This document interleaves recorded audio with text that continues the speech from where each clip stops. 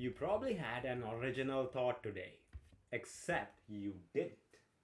It was an ad, an algorithm, or something ChatGPT told you. Here's what I mean. Right now, your opinions on what to eat, what to watch, what to think, most of them aren't yours. They were fed to you by a feed. And the scary part? We can't even tell the difference anymore. So when someone says, think for yourselves, don't be sheep. yeah, great advice, but how? You can't think originally if you've got nothing to think with. You need raw material, you need actual knowledge, not just more content. So I want to show you 4 things I do personally to help build that foundation. They're simple, they're free, and they compound over time. Fair warning though, the last one is the reason all the other 3 work in the first place. Let's get to it. First one, and honestly, it's the one most people probably haven't heard of. It's called Commonplace Book. I didn't know it had a name when I started.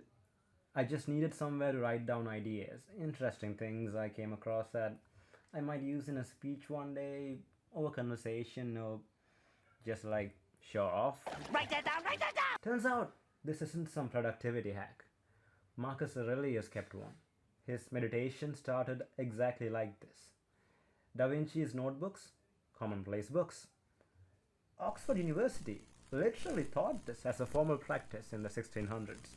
Mine is messy. I draw in it. But here's why it works. I'm giving myself a chance to remember something in the future. A chance. That's all it is. Second one is even easier.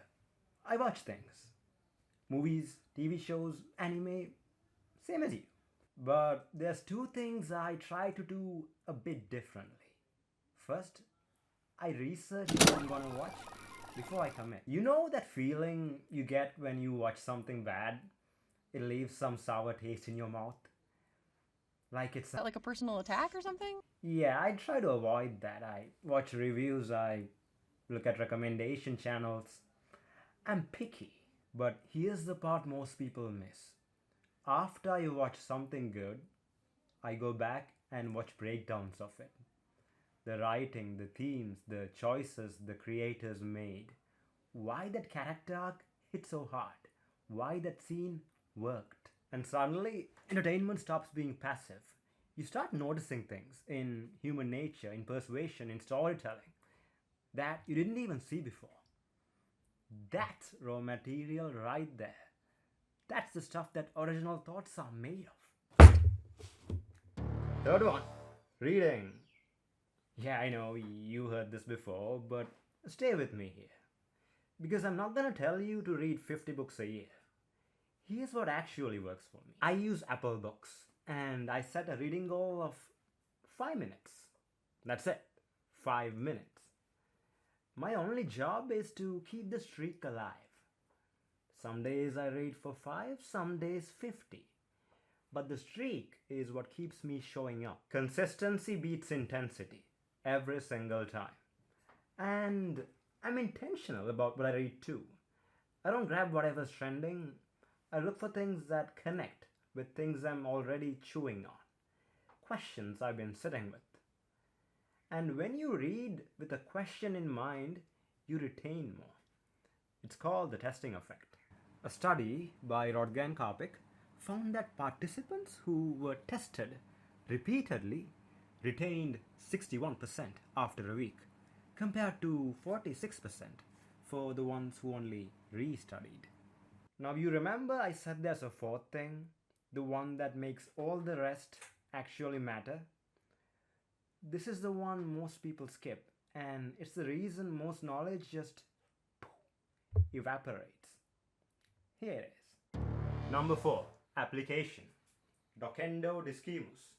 While we teach, we learn. I'm in Toastmasters, so I take what I'm reading and thinking about and turn it into speeches. I write. I make videos like this one. And I have people in my life that I can actively discuss these ideas with. Not small talk, but real conversations. Psychologists call this the protege effect. When you prepare to teach something, when you know you're going to have to explain it later on, you learn it differently. You pay closer attention. You organize it better. You look for gaps. A 2014 study found that students who were simply told they'd have to teach material afterward performed significantly better on tests, even when they never actually taught anything. Just the expectation of teaching changed how their brain processed information. So when you write about what you consumed, when you bring it up in conversation, when you make a video about it, it stops being something you just consumed. It becomes part of how you think. It becomes part of who you are. So that's the whole system. A commonplace book gives you a net to catch ideas. Reading and writing give you raw material, and application turns it into who you are. So here's what I want to know. Right now, today, which of these 4 things are you gonna start? Because remember what I said at the top? Your brain is being outsourced. Every moment you don't build your own system, someone else's system is thinking for you. Drop your answer in the comments. And if this video made you think even a little, hit subscribe because I've got more on topics like this coming up. See you in the next one.